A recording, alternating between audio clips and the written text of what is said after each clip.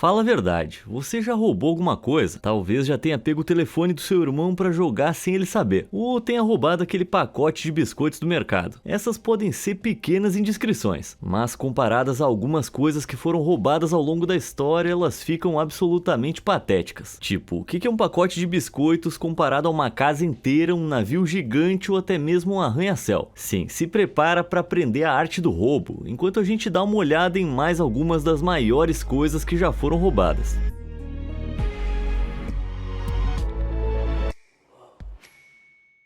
Passeio de tanque. Se eu pudesse dirigir qualquer veículo na Terra, seria um tanque. Eles são enormes, intimidadores e têm grandes canhões na frente. São um veículo perfeito na minha opinião. Claro, ia precisar das credenciais certas. Nem todo mundo pode dirigir essas máquinas de guerra, mas tenta dizer isso pra esse cara chamado Shawn Nelson. Na noite de 17 de maio de 1995, os cidadãos de San Diego que estavam transitando pela cidade presenciaram a visão aterrorizante de um tanque percorrendo as ruas. O ex-fuzileiro naval dos Estados Unidos, Shawn Nelson, havia roubado um tanque M60A3 Patton do arsenal da Guarda Nacional da Califórnia e estava causando estragos no bairro. Agora, um tanque desses tem cerca de 10 metros de comprimento e pesa mais de 57 toneladas quando está totalmente carregado. Felizmente, esse tanque não estava carregado, mas ainda assim, nem o maior caminhão de bombeiros da época ia ser pesado o suficiente para parar esse monstro em movimento. Enquanto Nelson atravessava as ruas, ele destruía veículos, esmagava postes de luz e atravessava barricadas. Felizmente, ninguém ficou gravemente ferido. Perseguido pela polícia, a alegria de Nelson chegou ao fim, depois que ele dirigiu sobre uma barreira de estrada e ficou preso nesse processo. A polícia abriu a escotilha e ordenou que o ladrão se rendesse, mas Nelson se recusou e então... Bom, digamos apenas que ele não sobreviveu a esse processo de remoção. O perigo tinha acabado, mas como ele conseguiu roubar um tanque do arsenal da Guarda Nacional, uma instalação protegida por cercas de arame de 2 metros de altura, cobertas com 3 camadas de arame farpado para impedir a entrada de intrusos, sem mencionar todo o pessoal militar no local. Bom, naquela noite, os portões do arsenal estavam desprotegidos porque o pessoal estava trabalhando até tarde. Às 18h30, Nelson simplesmente entrou no complexo sem ser contestado, antes de quebrar os cadeados de não um nem dois, mas de 3 tanques diferentes antes de ligar o M60A3. Às 18h45, ele arrombou os portões e iniciou a sua onda de destruição. Tem vezes que a gente não pode deixar de se perguntar onde é que tá indo o dinheiro dos impostos das pessoas. Zoando o cartório. A gente sempre ouve falar de ladrões fugindo com telefones, joias e dinheiro, né? Que sem graça. Que tal um prédio? E não qualquer prédio. Em 2008, o New York Daily News realizou um dos maiores assaltos da história dos Estados Unidos, roubando o arranha-céu mais icônico do país, o Empire State Building. E antes que você pergunte, não, os repórteres não carregaram a torre de 427 metros. Em vez disso, eles a roubaram por meio da magia dos papéis. Jornalistas do New York Daily News enviaram documentos falsos ao cartório da cidade, buscando transferir o Empire State Building para suas mãos. O documento tinha o nome Nilots Properties LLC, só que a palavra Nilots, ao contrário, é stolen, que em inglês significa roubado. Se isso não fosse ousado o suficiente, eles colocaram a estrela de King Kong Fay Wray e o infame ladrão de bancos Willie Sutton como testemunha e tabelião. Apenas 90 minutos depois, o Empire State Building foi legalmente transferido da Empire State Land Associates para a fictícia empresa Nilots, que era propriedade do jornal. Mas não se preocupa que os repórteres não transformaram o prédio na sua cobertura pessoal. No outro dia, eles devolveram o prédio de 2 bilhões de dólares aos seus legítimos donos. Tá, mas qual foi o motivo desse golpe elaborado? O melhor motivo, apenas provar um ponto. O jornal tinha como objetivo expor uma falha gritante no cartório da cidade. Os funcionários não precisavam verificar as informações, o que levava a todo tipo de caos na forma como a cidade documentava escrituras, hipotecas e outras transações. O Daily News descobriu casos em que criminosos, fingindo ser proprietários de casas há muito falecidos, conseguiam escrituras de propriedades falsas e saíam com milhares em dinheiro de hipoteca. Bem interessante. Se vocês me dão licença, eu tenho que ali enviar uns formulários pro cartório de Nova York sobre o novo escritório do Fala Sério. Toda essa ladroagem tá me deixando nervoso. Sabe o que você deve fazer antes que alguém roube seu mouse? Claro, clicar nos botões de curtir e se inscrever. E agora vamos pro nosso próximo caso. De grão em grão. Não tem nada que eu goste mais do que uma viagem pra praia. Nadar no mar, tomar um sorvete, roubar uma praia inteira pro comércio ilegal de areia. Pera aí, como assim? Sim, em 2008, em Trelawney, na Jamaica, uma praia inteira foi roubada durante a noite. Acho que eles queriam construir um castelo de areia bem grande. Sem deixar nada escapar por entre os dedos, os ladrões fugiram com cerca de 500 caminhões de areia da praia de Coral Springs. O que é muito suspeito é que nenhum testemunho foi apresentado. Então, como é que isso foi roubado é um mistério. Os ladrões podem ter feito isso manualmente, como esses mineradores de areia em Gana, ou pode ter sido roubado por escavadeiras gigantes. Uma escavadeira consegue cavar até 765 metros cúbicos por dia, que é equivalente a 1000 banheiras de hidromassagem cheias de areia. Desde o assalto, não há sinais dos suspeitos ou da areia. Com 396 metros de terra desaparecida, a escala do assalto levou alguns a apontar o dedo para empresas de hotéis. Alguns sugerem que essas empresas levaram areia para reformar suas próprias praias privadas ou para frustrar a concorrência, impedindo que resorts rivais abrissem no seu território. O nível de corrupção pode atingir a mais alta lei do país. Até a polícia e os políticos foram acusados de conluio com os ladrões de praia. Os ladrões de areia são clientes difíceis. Ativistas, jornalistas e funcionários do governo que ousaram se opor a eles, muitas vezes acabam desaparecendo tão misteriosamente quanto a areia. E esse material granular não serve só para cavar. É o principal ingrediente do cimento, do concreto e do vidro. Uma escassez global de areia desencadeou violentas gangues do mercado ilegal que limparam rios, praias e até pequenas ilhas, destruindo hábitats e a vida selvagem no processo. Infelizmente, o problema deve piorar à medida que a população mundial cresce, junto com a demanda por infraestrutura. Tudo isso por causa de areia. Essa vai demorar um pouquinho para eu processar. Sequestro no mar.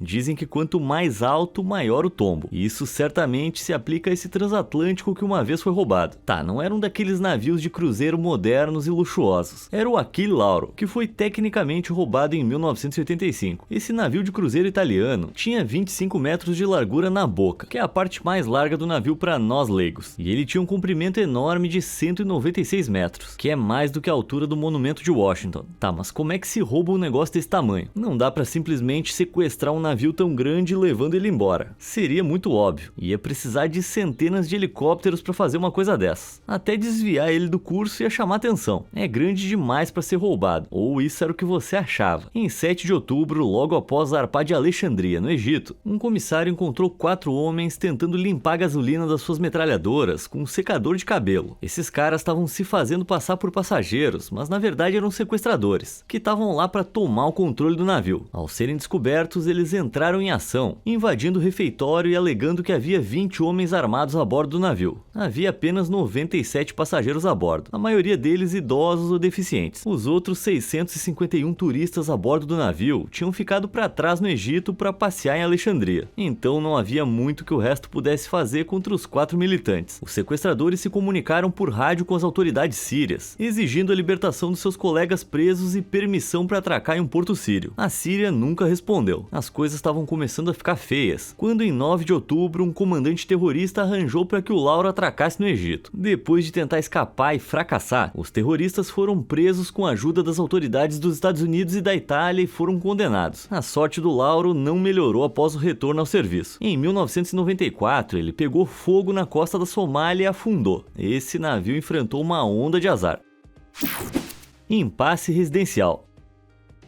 Todo mundo tem aquele medo que um ladrão entre na nossa casa e leve os nossos pertences. Mas e se o ladrão levasse a própria casa? Em 2021, em Luton, no Reino Unido, aconteceu exatamente isso. Mike Hall era um vigário que estava trabalhando longe da sua casa em Luton, cumprindo as suas obrigações religiosas no norte do país de Gales. Em agosto, do nada, os seus vizinhos ligaram, dizendo que haviam visto um intruso na sua casa. Compreensivelmente preocupado, Hall correu de volta para Luton e descobriu que as chaves da sua porta da frente não funcionavam mais. Um estranho abriu a porta e Hall forçou sua entrada. Depois de entrar, o vigário encontrou sua casa em Luton saqueada, com o reboco das paredes arrancado, e descobriu que o estranho era um construtor que estava reformando a casa. Ele exigiu uma explicação, porque não tinha encomendado nenhuma obra. Foi quando outra pessoa apareceu e disse ao perplexo clérigo que a casa onde eles estavam era dele, e que era o vigário quem estava invadindo. Acontece que enquanto Hall estava fora, ladrões haviam invadido sua casa por uma janela e trocado as fechaduras. Então os fraudadores astutos usaram usaram uma carteira de motorista falsa para se passar pelo reverendo, criando uma conta bancária falsa em seu nome e ligando para advogados, se passando por ele. Eles instruíram os advogados a vender a casa por 131 mil libras, pouco mais de 150 mil dólares, o que está bem abaixo do valor de mercado da casa, só para que ela fosse vendida rápido. Em consequência, os novos proprietários agora possuíam a casa legalmente, e a polícia não podia fazer nada. Parece mais estranho do que ficção. Mas enquanto eu tô aqui fazendo esse vídeo agora, o caso ainda está em andamento. Nenhuma prisão foi realizada e os novos proprietários ainda se recusam a devolver a casa ao seu verdadeiro dono. Esse pobre padre deve estar vivendo um pesadelo infernal. Sumiço da escola. Vamos falar a verdade, todo mundo já quis algum dia que a sua escola sumisse, né? Bom, para os alunos da Utsig Secondary School na Cidade do Cabo, na África do Sul, esse desejo se tornou realidade. A história começa em 2019, quando a escola secundária, que é equivalente a uma high school americana ou um ensino médio aqui no Brasil, teve que fechar suas portas. O bairro foi tomado por gangues criminosas violentas, e as pessoas estavam sendo ameaçadas e a escola se tornou alvo de terrível vandalismo. A Utsig até tentou contratar seguranças, mas os bandidos os expulsaram, transformando a área em uma zona de guerra, com funcionários e alunos frequentemente sendo pegos no fogo cruzado. Depois disso, os recursos financeiros destinados aos reparos na escola acabaram rapidamente, o que levou à deterioração do prédio até o seu fechamento completo. No passado, a escola contava com um auditório, refeitório e 5 blocos de salas de aula. Desde então, os ladrões saquearam o prédio tijolo por tijolo, deixando apenas a carcaça do que já foi uma escola. Dá uma olhada no Google Earth que você vai ver como a escola desapareceu em apenas 6 meses. Tudo, desde janelas, instalações elétricas, encanamento e quadros negros, foi saqueado. Dizem que os tijolos foram vendidos por 31 cents cada, e as janelas por 6 dólares e 23 cents cada. Então, da próxima vez que você se pegar reclamando da escola, apenas agradeça por ela não ter desaparecido da face do Google Earth. Roubo em larga escala. Vamos para Vancouver Island, no Canadá, onde as árvores são tão bonitas quanto as pessoas, ou pelo menos eram até 2012. Em maio daquele fatídico ano, guardas florestais do Carmanawabran Provincial Park encontraram uma árvore de cedro vermelha de 800 anos, com um corte bem suspeito. Árvores geralmente não têm isso aqui, né? A árvore teve 80% do seu tronco de 3 metros de largura cortado, e os oficiais do parque decidiram que não era seguro deixar a árvore de pé, então a derrubaram. E eles então deixaram a árvore para se decompor naturalmente e se tornar um lar para a vida selvagem. Mal sabiam eles que tudo isso fazia parte de um plano ardiloso. Depois que os oficiais derrubaram a árvore, os madeireiros ilegais que a tinham cortado anteriormente retornaram e a levaram pedaço por pedaço. A polícia ficou perplexa sobre quem eram os ladrões de cedro e é improvável que os peguem, a menos que um deles comece a vender esculturas de madeira de tamanho gigante. Os ladrões conseguiram esconder as marcas de pneus deixadas no chão da floresta, deixando poucas evidências para trabalhar. Um cedro vermelho ocidental pode crescer até mais de 70 metros, então esses caçadores não eram madeireiros comuns. Eles certamente precisaram de equipamentos pesados e caminhões gigantes. Um coletor de lenha numa caminhonete simples não teria capacidade para levar uma árvore inteira desse tamanho. Infelizmente, esse tipo de roubo de árvore está se tornando mais comum. Desde 1853, cerca de 90% das florestas de baixa altitude de Vancouver Island, onde as maiores e mais antigas árvores podem ser encontradas, foram desmatadas. E qual é o motivo de todo esse roubo de árvores? Bom, um grande cedro vermelho ocidental pode render milhares de dólares através da produção de telhas, tábuas e vários outros produtos de madeira. O parque é bem desabitado e protegido por apenas alguns guardas florestais, então os criminosos puderam realizar o seu roubo sem interrupções. Tem tantas oportunidades de roubo menos prejudiciais ao meio ambiente por aí, acho que esses ladrões deveriam expandir os seus horizontes. Coelho gigante.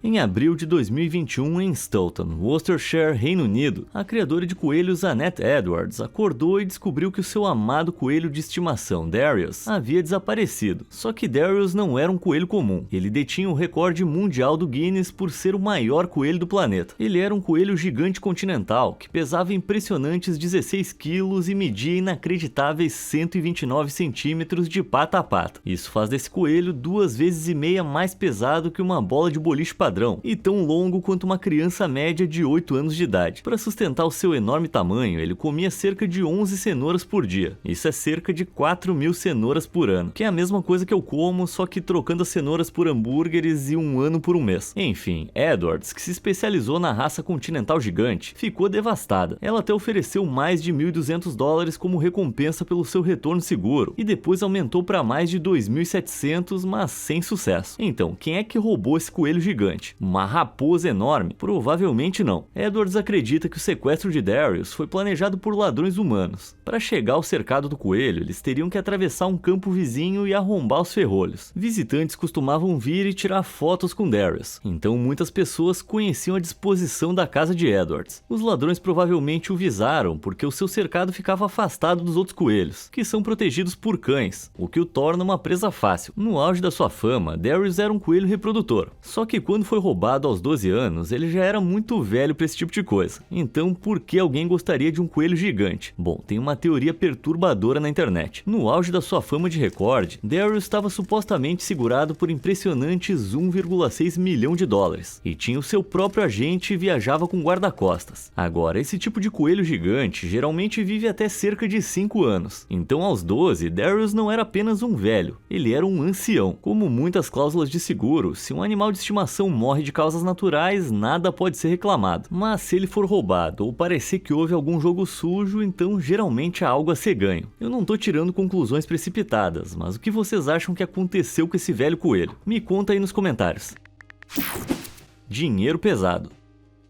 Eu sempre tenho umas moedas perdidas no bolso, mas imagina carregar essa moeda gigante, o Big Maple Leaf canadense. Essa prodigiosa moeda tinha 4 centímetros de espessura e 53 centímetros de diâmetro, 2 vezes o tamanho de um prato de jantar. Ela era feita de ouro puro de 24 quilates e pesava incríveis 10 quilos, o que lhe dava um valor de $4,3 milhões.